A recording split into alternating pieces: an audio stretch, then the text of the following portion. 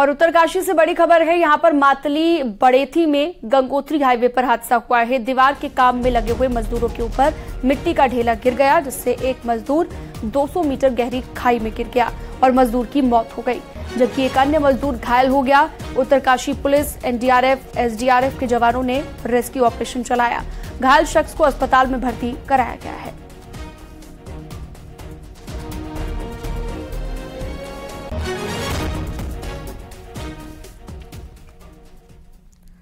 चमोली के पगनो गांव पर लगातार खतरा बढ़ता जा रहा है। गांव के 135 परिवार खतरे की जद में आ चुके हैं, जिसकी वजह से अब पूरा गांव खाली होने लगा है।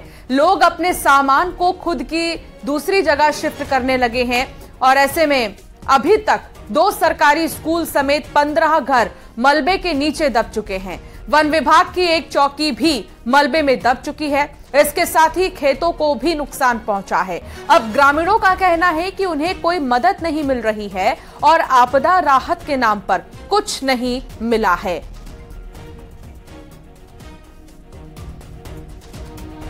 दो महीने से यहाँ पे आपदा जेल नहीं बना। एसडीएम हमारे यहाँ पे 2 बार आई। पहली बार एसडीएम यहाँ पे आई, 3-4 परिवारों को उन्होंने प्रभावित लिस्ट में वो 3 सेट जो है वो दिलाए। उसके बाद ये बोला कि भाई लगभग 40 परिवार भी मतलब इसके जिद में आ रहे हैं। उसके बाद दोबारा भी यहाँ पे आई, लगभग 1 हफ्ता यहाँ पे हो चुका है। अभी तक जो है मतलब राहत सामग्री के नाम पे मतलब पगनो गांव को मतलब एक सुई का तागा जिसको बोलते हैं वो तक नहीं मिला। पटवारी ने बोला आज मिलेगी, कल मिलेगी, और मेरे से पटवारी क्षेत्र का जो है बिल्कुल सौतला व्यवहार करके चल रहा है। न गाँव का जनपति हमारी ही आंख से अंधा हूँ, ब्लेंड आदमी हूँ। सरकार अगर इस तरह की खिलवाड़ मेरे से करेगी तो मैं अपनी वृद्ध माता को वो डीएम स्तर पर लेकर मैं अनशन में बैठ रहा हूँ। दोनों माँ बेटे हम वहीं पर अपना प्राण मोक्ष कर देंगे।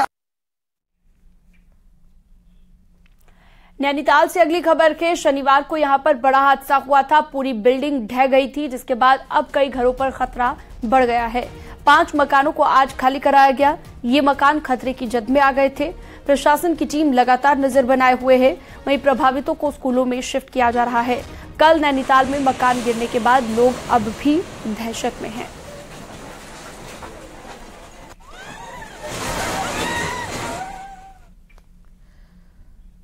हरिद्वार के कनखल क्षेत्र में कुछ लड़के आर्क ब्रिज पर चढ़कर हुड़दंग मचा रहे हैं और जान जोखिम में डालकर ये स्टंट कर रहे हैं। कनखल स्थित श्री मंदिर के सामने बने ऊंचे आर्क ब्रिज पर चढ़कर हैरतअंगेज करतब करते लड़कों का वीडियो सामने आ चुका है। बताया जा रहा है कि क्षेत्र के रहने वाले कुछ लड़के पुल के ऊपर चढ़कर अपनी जान जोखिम में डाल रहे हैं। लड़कों के हुड़दंग करने की सूचना पुलिस को मिली तो पुलिस भी मौके पर पहुंची, लेकिन तब तक लड़के वहां से जा चुके थे।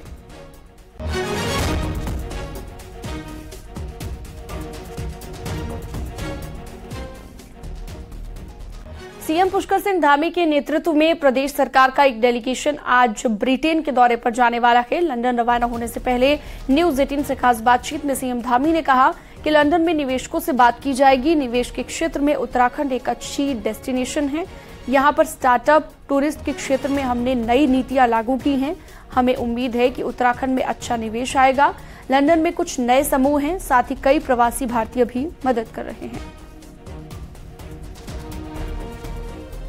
मुख्यमंत्री Pushkar Singh Dhami global investor summit के मद्देनजर आज लंदन के दौरे पर जाने वाले हैं। उनके साथ तमाम ऑफिशियल भी मौजूद रहेंगे। सर, क्या कुछ कार्यक्रम है? नहीं, जैसे हम देश के अंदर भी बहुत सारे स्थानों पर जा रहे हैं। पिछले दिनों दिल्ली से हम लोगों ने कटन लेजर वगैरह प्रारंभ किया है। देश के अन्य शहरों में भी जा रहे हैं और इंग्लैंड, लंदन में भी निवेशक समूह के लोगों से वहां पर रोड शो के माध्यम से, अन्य माध्यम से सभी से वार्ता करेंगे और सभी को उत्तराखंड आने के लिए सबसे निवेदन करेंगे कि उत्तराखंड आएं। और उत्तराखंड आज निवेश के लिए एक अच्छा डेस्टिनेशन है। हर प्रकार की यहाँ पर सुविधाएं हैं। हमने इंडस्ट्री के क्षेत्र में, स्टार्टअप के क्षेत्र में, टूरिज्म के क्षेत्र में, लॉजिस्टिक के क्षेत्र में, सभी में हमने जो है नई नीतियों को हमने प्रख्यापित किया है, नई नीतियों को लाए हैं, नई पॉलिसी हमने प्रचलन में लाई है और उनके साथ संवाद करके लगातार उनकी सुविधा के अनुसार हर प्रकार की सुविधाओं को आगे बढ़ा रहे हैं। इसलिए निवेशकों के लिए भी एक अच्छा है और उत्तराखंड के अंदर बड़ा निवेश आने की हमको पूरी संभावना है। जिस प्रकार से लोगों ने अपना एक तरह से निवेश को लेकर आकर्षण दिखाया है। सर, दिल्ली का कर्टन रेजर भी हमने देखा कि जो इन्वेस्टर थे बड़ी संख्या में उत्साहित हैं उत्तराखंड में निवेश के लिए। लंदन में किन बातों पर फोकस रहने वाला? लंदन में चूंकि जो लोग कुछ लोग पहले से भी यहाँ पर काम कर रहे हैं, उनके समूह से भी हमारी भेंट है, कुछ नए समूह हैं और रोड शो के माध्यम से जो अप्रवासी भारतीय हैं वो भी हमारा सहयोग कर रहे हैं, अन्य लोग भी कर रहे हैं और सभी से हमारा यही निवेदन रहेगा कि सब लोग उत्तराखंड आए। पुष्कर सिंह धामी आज लंदन के दौरे पर जाने वाले हैं, उनके साथ तमाम ऑफिशियल भी रहेंगे। मुख्यमंत्री का कहना है कि जो इन्वेस्टर हैं वो बड़ी संख्या में उत्तराखंड में निवेश के लिए उत्साहित है और सरकार की कोशिश होगी कि जो निवेशक हैं उनको अधिक से अधिक संख्या में उत्तराखंड में आमंत्रित किया जाए। कैमरा पर्सन दीपक उपाध्याय के साथ सुनील नौप्रभात, न्यूज़ 18 देहरादून।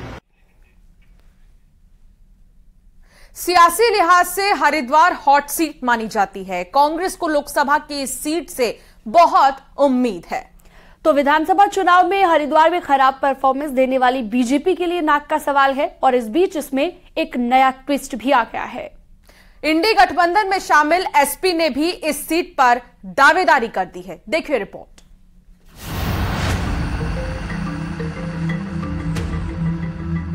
2022 के विधानसभा चुनाव में बीजेपी हरिद्वार में 8 से 3 सीटों पर सिमट गई तो कांग्रेस 3 से बढ़कर 5 पहुंचने में कामयाब रही। दलित और मुस्लिम बाहुल्य हरिद्वार लोकसभा सीट पर इसीलिए इस बार कांग्रेस को सबसे ज्यादा उम्मीदें हैं। लेकिन इंडिया गठबंधन में शामिल एसपी उसकी उम्मीदों पर पानी फेर सकती है। समाजवादी पार्टी हरिद्वार सीट पर अपना दावा ठोक रही है।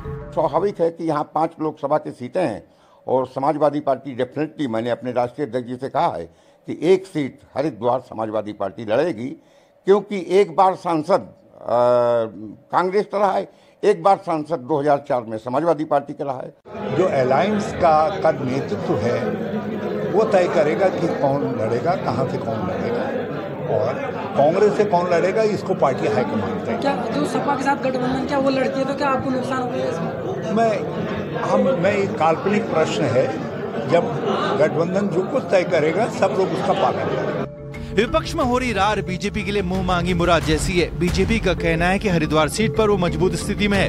ये तो उनका आंतरिक द्वंद है। आंतरिक द्वंद के आधार पर कह सकता हूँ जितने भी लड़े, अकेले भी लड़े तो भी भाजपा जीतेगी और हरिद्वार लोकसभा भारतीय जनता पार्टी, हरिद्वार हरि का द्वार है, उत्तराखंड का द्वार है और 5 लोकसभा जीतने का श्री गणेश हम हरिद्वार से ही करते हैं।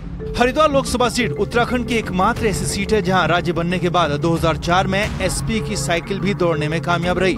तो कांग्रेस भी एक बार अपना खाता खोल चुकी है। लिहाजा इंडिया गठबंधन में दरार पड़ी तो सीधा फायदा बीजेपी को ही मिलेगा। रुड़की से मनोज के साथ देहरादून से सुनील नौप्रभात की रिपोर्ट।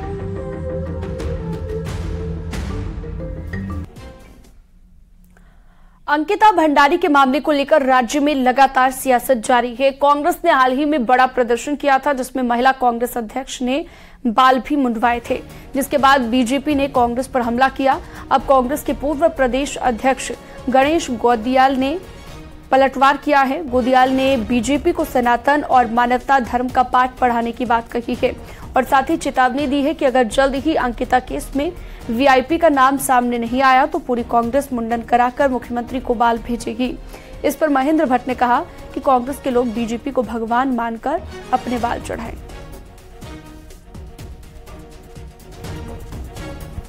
सरकार में रहकर उस नराधम का बचाव कर रहे हैं, इसलिए हम लोग सामूहिक रूप से अपने मुंडन कराकर वो जो केस होंगे वो सरकार को दहन कर दें। क्यों ना हम आगे ऐसा करें, हम पार्टी में इस रूप में जरूर विचार करेंगे। सरकार है, कांग्रेस के लोग अगर भाजपा को भगवान मान लें और विकास का एक भाजपा से द्वारा ही विकास का अपना पक्ष मानते हो तो हम स्वीकार करते हैं पितृपक्ष में उनको अपने बाल भारतीय जनता पार्टी को जरूर अर्पित करने चाहिए। 2 दिन पहले ऋषिकेश के पास रिजॉर्ट में अवैध कसिनो का पर्दाफाश हुआ, जिसके बाद ये चर्चा है कि प्रदेश के रिजॉर्ट और होटल्स में अवैध गतिविधियों पर रोक कैसे लगे। अंकिता भंडारी की मौत के बाद रिजॉर्ट्स और होटल्स की चेकिंग की गई। जो इसकी कार्रवाई शुरू हुई थी अब वो ठंडी पड़ चुकी है। एक बार फिर से मामला गर्म हो गया है। देखिए,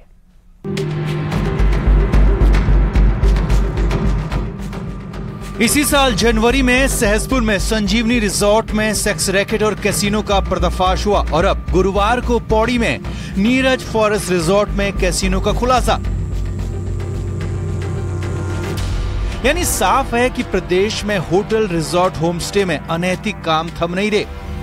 अंकिता भंडारी केस के बाद सरकार ने सूचना तंत्र से लेकर पुलिस को निगरानी रखने के साफ निर्देश दिए, लेकिन ताजा मामले बताते हैं कि उत्तराखंड में आज भी होटल और रिजॉर्ट अय्याशी के पनाहगार बने हुए हैं। पर्यटन मंत्री कहते हैं कि हमने इन मामलों को उठाया है, लगातार जांच भी कर रहे हैं। वहीं होटल एसोसिएशन से जुड़े लोगों का कहना है कि एक के चक्कर में सब बदनाम होते हैं, इसीलिए कार्रवाई होना जरूरी है। उस पर हम कार्रवाई कर रहे हैं पूरी तरीके से और उस पर हम लगे हुए हैं। मैंने ही उसमें ये आदेश दिए थे कि भाई जो जिस प्रकार से बिना किसी जानकारी के जो इस प्रकार से जो होम स्टे चल रहे हैं, जहां लोग ठहर रहे हैं, वहां क्या एक्टिविटी हो रही है उसके बारे में सूचना दो। तो काफ़ी अवैध पाए गए, उस पर हमारी कार्रवाई चल रही है। तो इनके खिलाफ सख्त से सख्त कानूनी कार्रवाई होनी चाहिए, ताकि हमारा जो उत्तराखंड देवभूमि है इसमें एक गलत मैसेज पूरे देश के अंदर ना जाए और ये देवभूमि बनी रहे। इसके लिए सरकार से हमारा ये निवेदन है कि इनके जो अवैध होटल पूरे प्रदेश में चल रहे हैं उनके खिलाफ सख्त से सख्त कार्रवाई होनी चाहिए। कांग्रेस ने कानून व्यवस्था पर सवाल उठाते हुए कहा कि अगर इसी तरह चलता रहा तो अंकिता भंडारी जैसा मामला फिर सामने आ सकता है। परमिशंस नहीं है, लेकिन इलीगल चीजें चल रही है और ये बहुत बड़ी बात है, पूरे प्रदेश के लिए पूरी बड़ी बात है कि पौड़ी जैसी एक छोटी सी जगह में एक रिजॉर्ट में कसीनो चल रहा है इलीगल तरीके से। ये सरकार के लिए शर्मनाक बात है और मैं इस पूरे प्रदेश के लोगों को बोलना चाहती हूँ कि ये सरकार देखिए, इस सरकार के खिलाफ आवाज उठाए। ये न हो कि प्रदेश में कोई दूसरी अंकिता बन जाए। वक्त के साथ जैसे जैसे राज्य में टूरिस्ट बढ़े हैं, होटल रिजॉर्ट भी तेजी से उभरे, लेकिन आज तक कोई ऐसी ठोस नीति बन नहीं पाई जो यहाँ अवैध रूप से चल रही गतिविधियों पर रोक लगा सके। न्यूज़ 18 के लिए देहरादून से भारती सकलानी की रिपोर्ट। पीएम मोदी ने आज मन की बात कार्यक्रम के जरिए संबोधित किया, जिसमें पीएम मोदी ने नैनीताल जिले की घोड़ा लाइब्रेरी का भी जिक्र किया। नैनीताल जिले के सुदूर गांव में घोड़े के जरिए एक चलती फिरती लाइब्रेरी है। पीएम मोदी ने युवाओं के प्रयास की सराहना की है। नैनीताल जिले में कुछ युवाओं ने बच्चों के लिए अनोखी घोड़ा लाइब्रेरी की शुरुआत की है। इस लाइब्रेरी की सबसे बड़ी विशेषता यही है कि दुर्गम से दुर्गम इलाकों में भी इसके जरिए बच्चों तक पुस्तकें पहुंच रही है। और इतना ही नहीं, ये सेवा बिल्कुल निशुल्क है। अब तक इसके माध्यम से नैनीताल के 12 गांवों को कवर किया गया है। बच्चों की शिक्षा से जुड़े इस नेक काम में मदद करने के लिए स्थानीय लोग भी खूब आगे आ रहे हैं। इस घोड़ा लाइब्रेरी के जरिए ये प्रयास किया जा रहा है कि दूर दराज के गांवों में रहने वाले बच्चों को स्कूल की किताबों के अलावा कविताएं, कहानियां और नैतिक शिक्षा की किताबें भी पढ़ने का पूरा मौका मिले। ये अनोखी लाइब्रेरी बच्चों को भी खूब भा रही है। देहरादून में पुलिस ने ट्रैफिक व्यवस्था को सुधारने के लिए कई प्रकार के एक्सपेरिमेंट किए, लेकिन कोई सुधार नहीं हुआ, जिस पर अब दून पुलिस ने जनता से ही सुझाव देने को कहा है। इन सुझावों के बाद देहरादून को ट्रैफिक की समस्या से मुक्त करने के लिए खाका तैयार किया जाएगा। ड्यूटी के दौरान आ रही समस्याओं को देखते हुए होमगार्ड, सिपाही, मीडियाकर्मी, व्यापारी, आम जनता से सुझाव मांगे गए हैं। हमने एक वेबसाइट जो हमारी फेसबुक पेज है ट्रैफिक का, उस पर भी सुझाव मांगे। साथ ही साथ एक व्हाट्सएप नंबर भी जारी कर रहे हैं, जिस पर आम जन, मीडिया के लोग, प्रबुद्ध लोग जो भी यातायात के संबंध में अपने सुझाव दे सकते हैं, लोकल सुझाव दे सकते हैं जहां पर वो आते जाते हैं। और चलिए अब एक नजर डालते हैं पहाड़ की 10 बड़ी खबरों पर।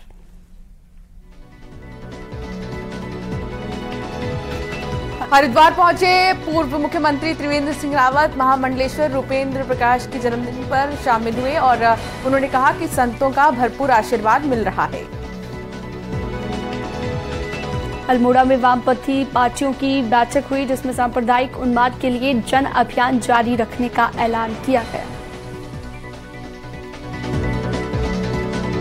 हरिद्वार के भगवानपुर में सीमेंट की चोरी करने वाले 3 लोगों को गिरफ्तार किया गया, जिनकी निशानदेही पर ट्रक से चोरी 690 सीमेंट के बैग के साथ 83,000 रुपए भी बरामद किए गए।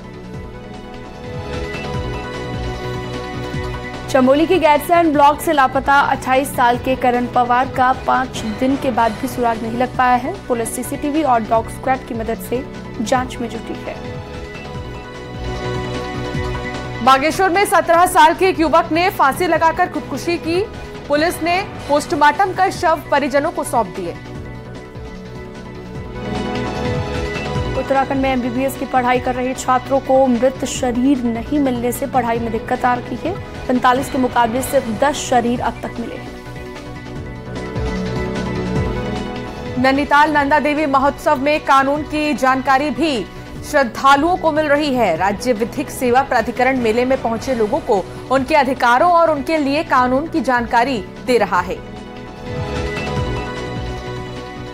रुड़की के नेहरू स्टेडियम में खेलो रुड़की के तहत कई स्पोर्ट्स का आयोजन किया गया। उद्घाटन समारोह में आचार्य बालकृष्ण पहुंचे।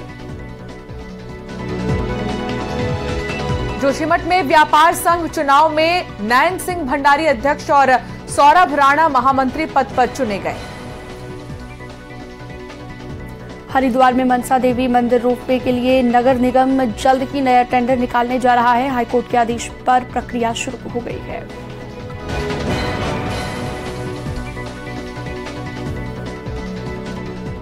बद्रीनाथ धाम में नंदाष्टमी की रौनक है। बामनी गांव में स्थानीय महिलाएं और तीर्थयात्री नंदाष्टमी को देखने के लिए पहुंच रहे हैं।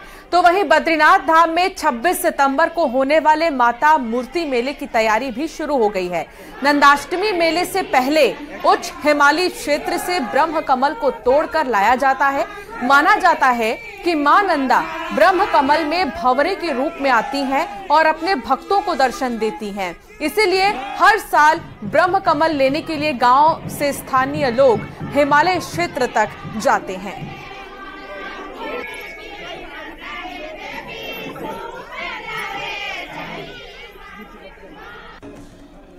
अल्मोड़ा में ऐतिहासिक नंदा देवी मेला चल रहा है, जिसमें रंगारंग कार्यक्रमों का भी आयोजन किया जा रहा है। आज पूरे बाजार में झोड़ा गाया गया, जिसमें महिलाओं ने कुमाऊनी परिधान पहनकर झोड़ा गायन किया। नंदा देवी मेले में झोड़ा सुनने और देखने के लिए दूर दूर से लोग पहुंचे थे।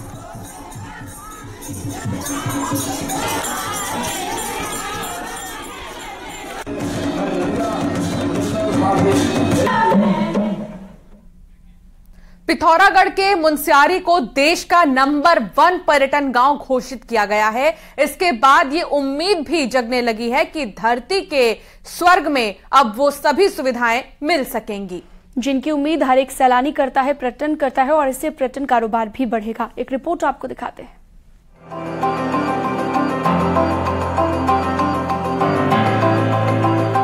प्रकृति ने मुनस्यारी में अपना खजाना जमकर लुटाया है। मुनस्यारी की राह में जहां बिरथी फौज सैलानियों को लुभाता है, वहीं पंचाचूली की गगनचुंबिया चोटियां देखने वालों को बरबस ही रिझाती है। यही नहीं, विश्व विख्यात रालम और मिलम जैसे ट्रैकिंग रूट भी यहीं से होकर गुजरते हैं। मुनस्यारी की इन्हीं खूबियों के चलते यहाँ हर साल लाखों सैलानी भी पहुँचते हैं। ये बात अलग है कि उनके लिए अभी भी यहाँ जरूरी सुविधाएं नहीं है। बावजूद इसके पर्यटन मंत्रालय ने मुनस्यारी यानी सिरमौली को देश का पहला पर्यटन गांव घोषित किया है। ये था पूरे देश से जो है 795 लोगों ने इसमें एप्लीकेंटों ने अप्लाई किया था 31 स्टेटों की, जिसमें से जनपद पिथौरागढ़ की जो सिरमौली है इसको बेस्ट टूरिज्म विलेज जो है नॉमिनेट किया गया है। इससे क्या होगा, हमारे क्षेत्र में आने वाले पर्यटकों को इसका लाभ मिलेगा और क्षेत्र काफी डेवलप भी होगा। और ग्रामीण पर्यटन को बढ़ावा देने के लिए पर्यटन मंत्रालय ने एक प्रतियोगिता शुरू की है। राष्ट्रीय स्तर की इस प्रतियोगिता में इस बार सभी राज्यों के साथ ही केंद्र शासित प्रदेशों के 795 गाँवों ने आवेदन किया था, लेकिन पूरे देश में नंबर 1 का खिताब मिला है मुनस्यारी को। मुनस्यारी को ये खिताब इको और साहसिक पर्यटन के साथ ही बेहतरीन होम स्टे के लिए दिया गया है। आज भारत सरकार ने सिरमौली गांव को पर्यटन की दृष्टि से सर्वश्रेष्ठ गांव घोषित किया है, तो इससे निश्चित तौर पर यहाँ का पर्यटन और आगे बढ़ेगा और जो पर्यटन के विकास में जो संसाधनों का अभाव है वो अभाव आपका दूर होगा और यहाँ की जो महिलाओं की जो मेहनत है वो मेहनत रंग लाई है। मुनस्यारी को ग्रामीण पर्यटन के क्षेत्र में पहले स्थान का खिताब विश्व पर्यटन दिवस के मौके पर 27 सितंबर को दिल्ली में दिया जाना है, जिसके बाद ये उम्मीद भी जग गई है कि इस पर्यटन स्थल की राह कुछ आसान होगी। न्यूज़ 18 के लिए पिथौरागढ़ से विजय वर्धन उप्रेती की रिपोर्ट।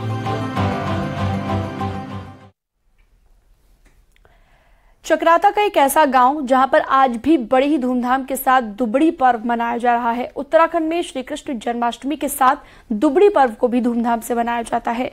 हालांकि समय के साथ लोग इसे भूलते चले गए, लेकिन कई गांव ऐसे हैं जो आज भी ये त्योहार हर्षोल्लास के साथ मनाते हैं। दुबड़ी पर्व जौनसारी टिहरी गढ़वाल में मनाया जाने वाला एक त्योहार है। इस मौके पर रंगारंग कार्यक्रम भी होते हैं जिसमें कलाकार प्रस्तुति देते हैं। श्रीमान संसार सिंह चौहान जी से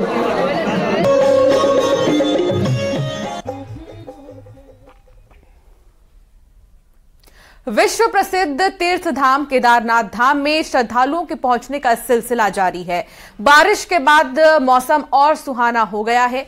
धाम में आजकल हर दिन 6 से 7 हजार श्रद्धालु दर्शन के लिए पहुंच रहे हैं, जिसके चलते धाम में बाबा केदार के दर्शनों के लिए लंबी कतार लग रही है और टेंट और होटल कारोबारियों का कारोबार अच्छा चल रहा है।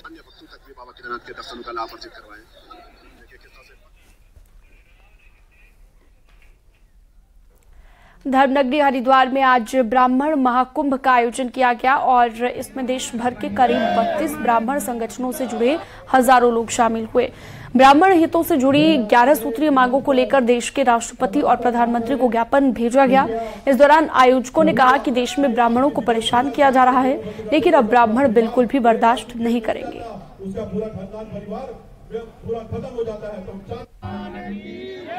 है ये कई दिनों से चल रहा है। 3 महीने से हम इसी मेहनत में लगे हुए हैं। हमारा ब्राह्मण जो है, ब्राह्मणों का उत्पीड़न हो रहा है। ब्राह्मणों पे SC एक्ट के झूठे मुकदमे लगा दिए जा रहे हैं। ब्राह्मणों को गाली बक दी जा रही है। ब्राह्मणों के हित में कोई काम नहीं हो रहा है। कोई भी पार्टी, राजनीतिक पार्टी ब्राह्मणों के हित में नहीं बोल रही है।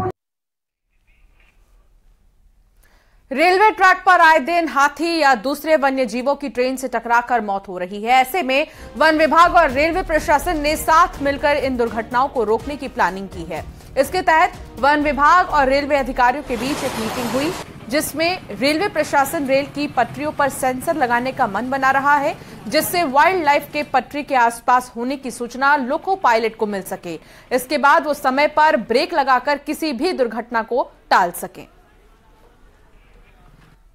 रेलवे प्रशासन और वन विभाग के अधिकारियों की एक बैठक हुई है, जिसमें तय किया गया है कि रेलवे पटरी पे कुछ इस तरह के सेंसर लगाए जाएंगे, जिससे जो है ड्राइवर अलर्ट हो सकेगा अगर कोई वाइल्ड लाइफ या इस तरह का कोई भी जीव रेलवे पटरी के आसपास होगा, जिससे समय रहते ड्राइवर जो है रेल को रोक सके और उस वाइल्ड लाइफ को वहां से हटाया जा सके। गोविंद पाटनी, न्यूज़ 18, रामनगर। और वक्त तो चला एक बहुत छोटे से ब्रेक का। आप बने रहिए न्यूज़ 18 के साथ।